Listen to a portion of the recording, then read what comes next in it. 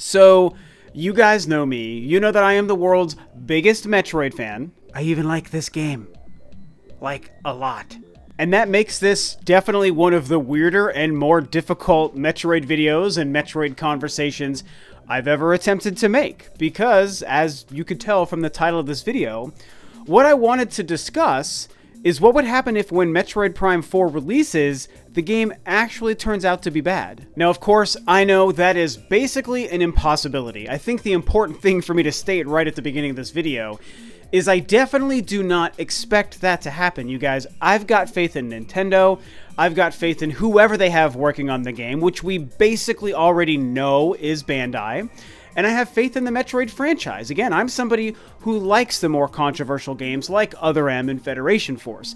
It's not that they're great games, and they definitely don't stand up to the best Metroid games, obviously, but they are still good in their own ways, and I think they have their own merits. They bring their own positive things to the table and to the Metroid conversation. So I'm an optimistic guy. I'm an optimistic Metroid fan. And the reason I say that is because, again, I'm not here to tell you that I suspect that there's something wrong with the game and it's going to turn out to fall apart and they're going to release a bad game. No way, I don't expect that. But it is important to acknowledge that the possibility always exists, no matter what game is being made, no matter what franchise it's a part of, no matter what company is behind it, however much you or I may love these companies and love these franchises. Any game can turn out bad on any given day, man. Like, nothing is perfect, nothing is infallible, not even my personal favorite franchise, Metroid. And so, yeah, that's kind of why I think it's worth considering and discussing what would happen if Metroid Prime 4 actually did turn out to be a not great game like we all expect. I think what's really interesting when you dissect it a little bit further is when you consider not even just the Metroid franchise, which overall has like an impeccable known quality. It's a very highly lauded series. And pretty much all of the games, with those rare exceptions I mentioned, review extremely well, and it's known to be one of the most infallible series that do exist. But beyond that, when you look at specifically the Metroid Prime trilogy, that's where things get interesting. And I'm not talking about the spin-offs like Hunters or Pinball or Federation Force, the other names with the Metroid Prime moniker. Those are, in my opinion, those are spin-offs, those are only handheld games. I'm talking about when you look at Metroid Prime 1, Metroid Prime 2 Echoes, and Metroid Prime 3 Corruption, you see a damn near flawless series and trilogy of games with some of the best reviews ever. I'm not sure what the average would be, but it's 3 games. I'm sure their Metacritic averages are between 90 and like 97, so I'm gonna guess an average Metacritic score of those 3 of like 95. In fact, for the sake of accuracy and also just kind of to solve my curiosity here, I went ahead and looked up the 3 games on Metacritic, and I was completely accurate as far as the range, whereas Metroid Prime 3 was a 90, Metroid Prime 2 was a 92, and Metroid Prime was a 97. So between 90 and 97, the average is 93. So that is an incredibly well-reviewed and well-received trilogy of games without question. And that's when it becomes interesting to consider Metroid Prime 4 because, well, you'd have to think coming off of 3 incredible games that everyone loved and all the reviewers loved and mostly sold really well, you'd have to think that this brand new surprise 4th entry is also going to be just as incredible. And while I don't want to repeat myself too much, again, I do expect it to be. I think this game is going to be right on par with the excellent standard that the first 3 Prime games did set for the series. But we also live in a unique and very different world, in the world just of video games and in the world of Nintendo. Not to mention the fact that the way Metroid kind of factors in to the overall gaming landscape is a little bit different than it used to. For a while, Metroid really was the very cream of the crop, at the very tippy top of what people knew as one of the best franchises, going from Metroid to Super Metroid to Metroid Prime. And while the quality of the games for the most part didn't dip after Metroid Prime, of course, I think we did see as the gaming industry kind of changed and Sony and Microsoft started to make bigger dents and different first-person experiences like Halo and Call of Duty and so many other things started to make an impact, I think that Nintendo fans know Metroid is one of the greatest franchises out there, and a lot of reviewers in the industry know that, but the average person and the average gamer probably isn't as aware of Metroid as they are something like The Legend of Zelda or Mario, when you look at like Nintendo's big franchises. And also, we have a Nintendo that's very successful. They're essentially on top of the world right now. They have a hugely successful console. The Switch is so great. Everyone's loving it. Everyone's buying it. It's been breaking records. Software sells like crazy on it. And so you have a different gaming industry, you have a different kind of Metroid, and you have a different Nintendo and a different Nintendo console. And so going from the Prime trilogy, which ended literally over a decade ago, what happens if 2019 or 2020 comes around and Metroid Prime 4 drops? What do we expect to happen? So in my opinion, let's rule out the possibility that the game's going to be great. Let's go on the assumption, for the sake of the rest of this conversation, that the game turns out to not be great. Whether it's just completely like mediocre and like a middling average experience, or if it's just a complete dog turd, which again is impossible, but let's pretend it turns out to be one of those things. I gotta tell you, I would be a little bit nervous for that to happen. Not only because I would be incredibly disappointed, like cry myself to sleep every night for a month disappointed, just like I'm sure a lot of you guys would. I also think it could be crazy damaging to Metroid as a franchise.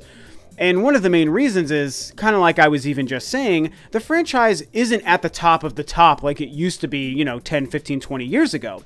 Nowadays, it's a franchise that, I don't want to say it was on life support, but I do think that a lot of people know that the future of Metroid was in jeopardy for a while. I talked about this on a recent Metroid conversation. The two most recent Metroid releases we've seen were 2010's Other M and 2016's Federation Force, both of which were absolutely not well received. The vast majority of people either hate or just very much dislike those games. They didn't sell incredibly well. I do think Other M maybe finally made it to like just a smidge over 1 million eventually. But even still, that's not as great as it should have been for that game and for the console it was released on. So the games haven't sold that well. And then you also think about the fact that that's a huge gap in time. We're going back 8 years. We only had 2 Metroid games, and 2 games that people didn't like and didn't sell very well. So suddenly the future of Metroid was in question. Now, we all know what happened last year at E3, and we saw this great, wonderful thing happen where at E3, Nintendo decided to show, hey, we are ready to support Metroid again. We are ready to support Samus again, because that was a big problem with Federation Force, was no Samus. And we're ready to show you guys that we care about this franchise and we know you want this franchise to thrive, so we're giving you 2 Metroid games. They announced Metroid Samus Returns on the 3DS later that year, and they announced Metroid Prime 4.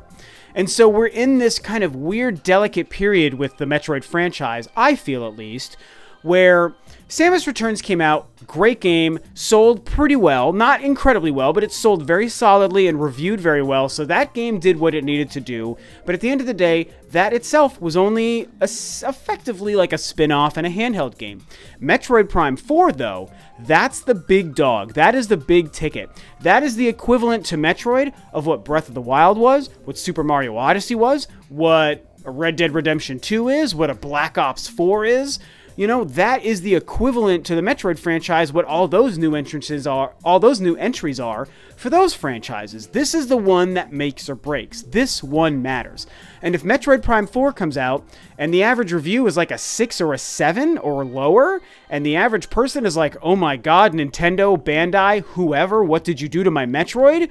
We're going to be in some really dark territory. Honestly, you guys, the more I even think about it, the more scared I get about the idea, and then I just have to remind myself, wait a minute, that's not going to happen. There is almost no chance in hell that Nintendo would allow this new Metroid Prime game to come out and not be the most incredible thing and a great way to sell people on the Switch and to reinvigorate the franchise. My last Metroid video was about that exact thing, Metroid Prime 4 revigorating and reviving, essentially, the waning Metroid franchise. And I think Nintendo knows that, so I have to remind myself that it's not likely that the game turns out to be bad. But if it does happen, you guys, I don't know that I would want to say a bad Metroid Prime 4 would kill the Metroid franchise, but the damage it could potentially do if Nintendo decided to just give up on it could be devastating for a long time. I mean, it could really show Nintendo, gosh, you know, we thought people really wanted Metroid back. You know, we made a couple of mistakes with our last games, but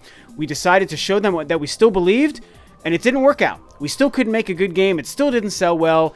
Gamers still don't like our Metroid games anymore. Maybe we just can't do this. Maybe we don't have a way to make Metroid good anymore.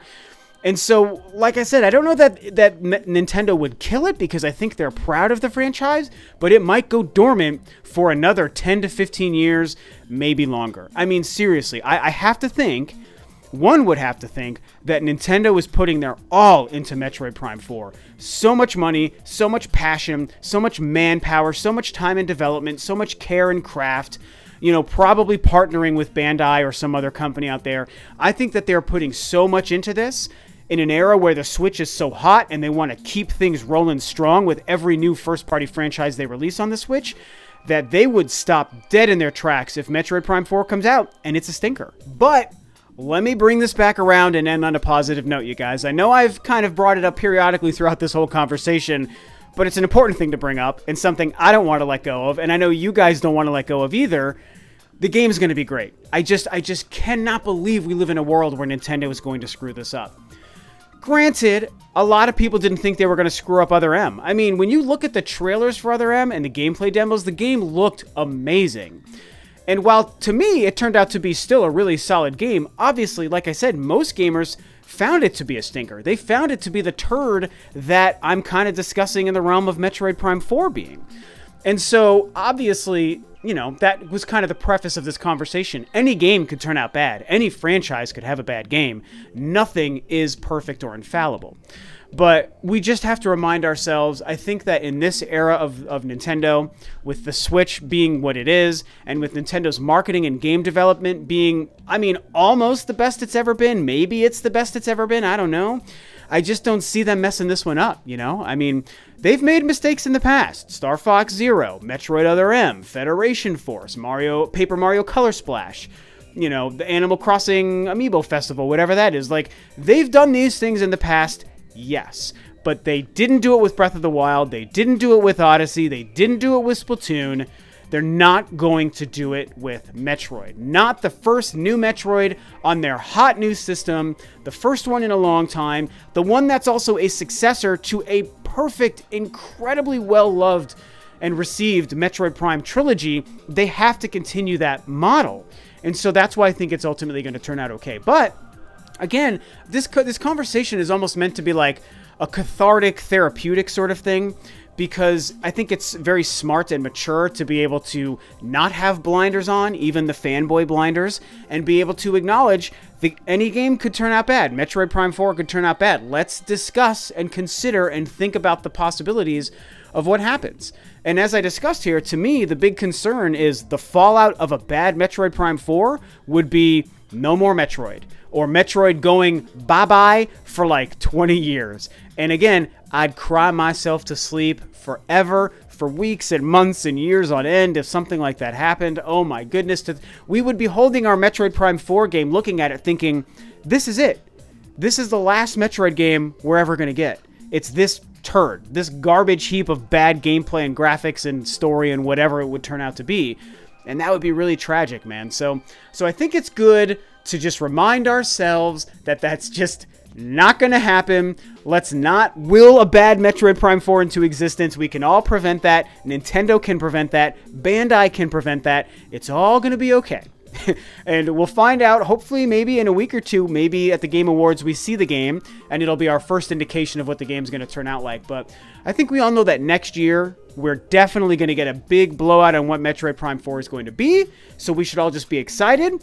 We talk about it being a bad game, we get that out of our system, and now we're back onto the good stuff. It's going to be amazing, I'm sure of it. So yeah, I want to hear your guys' thoughts on this. What do you think would happen if Metroid Prime 4 turned out to be a bad game? Do you think it's impossible? Do you think that maybe there is a pretty good shot that it turns out to be bad? Whatever you think, talk about it below, man. Like, discuss the fallout of a bad Metroid Prime 4. I want to know what you guys have to say about this crazy, scary idea. So, with that being said, I'm going to call it good for today. That, of course, is everything from me. Thanks, as always, for tuning in, guys. This is Rob of Ro2R Review, and I'll catch you next time on another video.